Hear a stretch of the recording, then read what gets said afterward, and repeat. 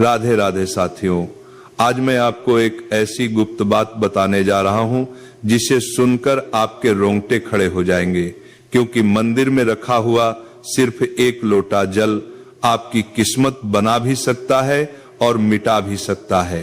कई लोग अनजाने में ऐसी गलती कर बैठते हैं कि उनका घर, धन, बरकत सब धीरे धीरे खत्म होने लगता है और उन्हें पता भी नहीं चलता।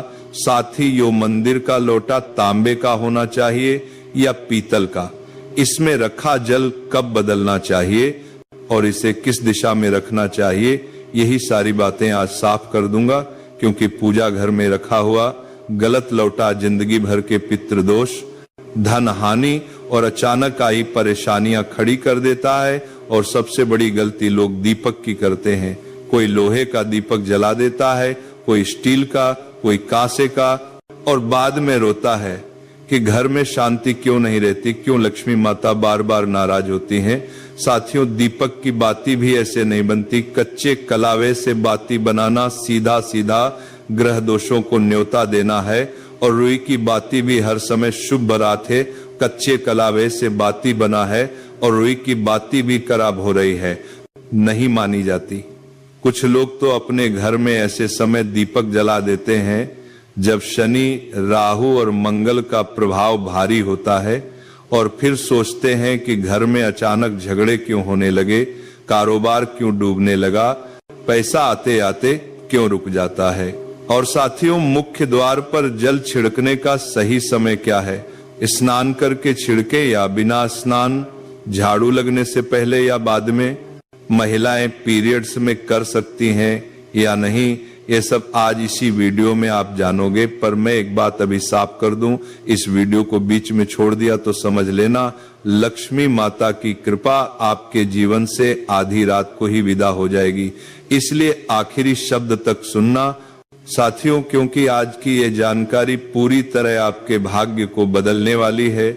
महाराज, कुछ लोग यहाँ पर ऐसी भयंकर गलती कर बैठते हैं कि उनके जीवन में पितृदोष, शनि दोष, कालसर्प दोष, यहां तक कि भारी भरकम गरीबी तक लग जाती है। अब आगे बढ़े उससे पहले एक बात ध्यान रखें, इस ज्ञान को बीच में छोड़कर कभी मत जाना। अगर छोड़ना ही है तो अभी छोड़ दो महाराज, परंतु बीच में छोड़कर लक्ष्मी माता का अपमान मत करना। बहुत समय से आपके मन में प्रश्न आ रहे थे कि मुख्य द्वार पर जल छिड़कने का सही समय क्या है, सही विधि क्या है, किस समय जल छिड़के? क्या बिना स्नान किए छिड़क सकते हैं? झाड़ू लगाने से पहले या बाद में छिड़कना चाहिए? पीरियड्स में जल छिड़क सकते हैं? दीपदान कर सकते हैं? घर के अंदर से छिड़के या बाहर से? फ्लैट में रहने वाले लोग क्या करें? किराएदार क्या करें? एक कमरे वाले क्या करें? आज आपकी सारी शंकाएं महाराज एक एक कर दूर हो जाएंगी। महाराज, पहले जानते हैं कि घर के बाहर या अंदर दीपक जलाने के 5 महान लाभ क्या है। ये 5 लाभ सुनकर आप चौंक जाएंगे, दंग रह जाएंगे। पहला लाभ, घर का अंधकार और नकारात्मकता दूर होती है। जब घर में दीपक जलता है वहां से अंधकार भागता है, नकारात्मकता कोसों दूर चली जाती है और सकारात्मक ऊर्जा का वास हो जाता है। जहां प्रकाश है वहां परमात्मा का वास है महाराज, और जहां अंधकार है वहां परेशानियां, बुरी शक्तियां और विघ्न बाधाएं प्रवेश करती हैं। तेल से जले दीपक का प्रभाव उसके बुझने के आधे घंटे तक रहता है और शुद्ध देसी घी का दीपक बुझने के 4 घंटे बाद तक वातावरण को पवित्र रखता है। दूसरा लाभ, वैज्ञानिक रूप से घर की शुद्धि होती है। घी या सरसों के तेल के दीपक से उठने वाला धुआं वातावरण को सात्विक करता है, हवा में फैले अदृश्य हानिकारक कणों का नाश करता है और हवा को पवित्र करता है। तीसरा लाभ, घर में सुख समृद्धि का वास होता है। सुबह और शाम भगवान के सामने दीपक अवश्य जलाना चाहिए। पूर्व दिशा में दीपक रखने से दीर्घायु, उत्तर दिशा में दीपक रखने से धन समृद्धि बढ़ती है। दीपक हमारे जीवन के अंधकार को भी दूर कर देता है महाराज। चौथा लाभ, बीमारियां दूर होती हैं। यदि आप दीपक में एक लौंग डालकर जलाते हैं तो चर्म रोग और कई प्रकार की बीमारियां अपने आप दूर होती चली जाती हैं। पांचवा लाभ, शुभ शक्तियां आकर्षित होती हैं। जिस घर में रोज दीपक जलता है महाराज, वहां कभी अंधकार नहीं ठहरता। वहां सदैव सुख, शांति, समृद्धि और शुभ शक्तियों का आगमन होता है। अब प्रश्न आता है, मुख्य द्वार पर जल छिड़कने का सही समय क्या है? महाराज सुनिए, जल का छिड़काव सूर्योदय से पहले होना चाहिए। रात को सोने से पहले रसोई में एक पात्र में जल भरकर रख दीजिए। तांबे का हो तो उत्तम, पीतल चलेगा, स्टील भी चलेगा। गंगा जल हो तो डाल दें, न हो तो केवल शुद्ध जल भी पर्याप्त है। सुबह उठकर सबसे पहले हथेली का दर्शन कीजिए, फिर माता पृथ्वी को प्रणाम कीजिए, फिर दाहिना पैर भूमि पर रखें और फिर रसोई में जाकर जल उठाएं। इसके बाद मुख्य द्वार खोलकर जल छिड़क दें। माता लक्ष्मी का ध्यान करें। हे माता, मेरे घर में प्रवेश करे, मेरे घर को समृद्ध करे, और अपने पितरों को नमन करें, क्योंकि दहलीज पर ही पितरों का वास माना गया है। अब एक बड़ा प्रश्न, क्या जल छिड़कने के लिए स्नान आवश्यक है? नहीं महाराज, यह उपाय स्नान से पहले ही किया जाता है। उठकर तुरंत करना है, बिना स्नान किए। झाड़ू लगाने का प्रश्न, झाड़ू के बाद नहीं, जल छिड़कने के बाद झाड़ू लगाते हैं। अब बात पीरियड्स में क्या किया जा सकता है? महाराज, जल छिड़कना पीरियड्स में भी कर सकती हैं, परंतु दीपदान नहीं। दीपदान शुद्धि के बाद ही किया जाता है। फ्लैट में रहने वाले क्या करें? किराएदार क्या करें? एक कमरे वाले क्या करें? महाराज, जहां आपकी नेम प्लेट है वही आपका मुख्य द्वार है, उसी पर जल छिड़केंगे, वहीं दीपदान करेंगे। अब मंदिर में रखे जल की बात, मंदिर में रखा जल बहुत पवित्र होता है। मंत्र, जप, भक्ति, प्रण, प्रार्थना, सबकी ऊर्जा उस जल में समाहित हो जाती।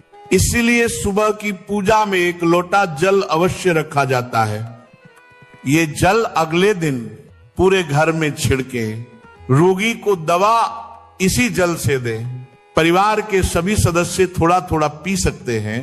व्यापार स्थल पर छिड़के, तिजोरी पर छिड़के, बच्चों की किताबों पर छिड़के, और यदि भोजन सात्विक है तो रसोई में इस जल का उपयोग कर सकते हैं। लेकिन ये जल कभी भी तुलसी में अर्पित नहीं करना चाहिए, क्योंकि ये देवी देवताओं द्वारा ग्रहण किया गया जल होता है। हाँ, लड्डू गोपाल या राधा कृष्ण को अर्पित जल अगले दिन तुलसी में चढ़ाया जा सकता है। अब दीपक की धातु, स्टील का दीपक अशुभ, लोहे का दीपक शनि को क्रोधित करता है, कांच का दीपक राहु केतु को नाराज करता है। इसीलिए ये घर में कभी नहीं रखने चाहिए। शुभ क्या है? तांबे का दीपक, पीतल का दीपक, मिट्टी का दीपक, ये तीनों घर में सुख, समृद्धि और लक्ष्मी का वास कराते हैं। दीपक की बाती, कच्चा कलावा और रुई ये शुभ। हाथ में बांधे जाने वाले सूती धागे से बाती बनाना अत्यंत अशुभ। ऐसा करने से घर में क्लेश, विवाद और गरीबी प्रवेश करती है। अब मंदिर की घंटी, महाराज, यह अनोखा रहस्य है। शिव पुराण, विष्णु पुराण, लिंग पुराण सभी कहते हैं जिस क्षण आप मंदिर में घंटी बजाते हैं उस क्षण पृथ्वी पर हो रहे सारे तीर्थों के पुण्य, सारी साधनाएं, सारे जप तप आपके नाम पर लिख दिए जाते हैं। घंटी का नाद वातावरण को पवित्र कर देता है, परंतु मंदिर के भीतर ताली बजाना वर्जित माना गया है, क्योंकि ताली से कई सूक्ष्म कंपन टूटते हैं। महाराज पहले जानते हैं कि घर के बाहर या अंदर दीपक जलाने के 5 महान लाभ क्या है। ये 5 लाभ सुनकर आप चौंक जाएंगे, दंग रह जाएंगे। पहला लाभ, घर का अंधकार और नकारात्मकता दूर होती है। जब घर में दीपक जलता है, वहां से अंधकार भागता है, नकारात्मकता कोसों दूर चली जाती है और सकारात्मक ऊर्जा का वास हो जाता है। जहां प्रकाश है वहां परमात्मा का वास है महाराज, और जहां अंधकार है वहां परेशानियां, बुरी शक्तियां और विघ्न बाधाएं प्रवेश करती हैं। तेल से जले दीपक का प्रभाव उसके बुझने के आधे घंटे तक रहता है और शुद्ध देसी घी का दीपक बुझने के 4 घंटे बाद तक वातावरण को पवित्र रखता है। दूसरा लाभ, वैज्ञानिक रूप से घर की शुद्धि होती है। घी या सरसों के तेल के दीपक से उठने वाला धुआं वातावरण को सात्विक करता है, हवा में फैले अदृश्य हानिकारक कणों का नाश करता है और हवा को पवित्र करता है। तीसरा लाभ, घर में सुख समृद्धि का वास होता है। सुबह और शाम भगवान के सामने दीपक अवश्य जलाना चाहिए। पूर्व दिशा में दीपक रखने से दीर्घायु, उत्तर दिशा में दीपक रखने से धन समृद्धि बढ़ती है। दीपक हमारे जीवन के अंधकार को भी दूर कर देता है महाराज। चौथा लाभ, बीमारियां दूर होती हैं। यदि आप दीपक में एक लौंग डालकर जलाते हैं तो चर्म रोग और कई प्रकार की बीमारियां अपने आप दूर होती चली जाती हैं। पांचवा लाभ, शुभ शक्तियां आकर्षित होती हैं। जिस घर में रोज दीपक जलता है महाराज, वहां कभी अंधकार नहीं ठहरता, वहां सदैव सुख, शांति, समृद्धि और शुभ शक्तियों का आगमन होता है। अब प्रश्न आता है, मुख्य द्वार पर जल छिड़कने का सही समय क्या है?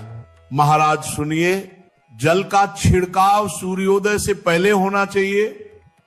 रात को सोने से पहले रसोई में एक पात्र में जल भरकर रख दीजिए।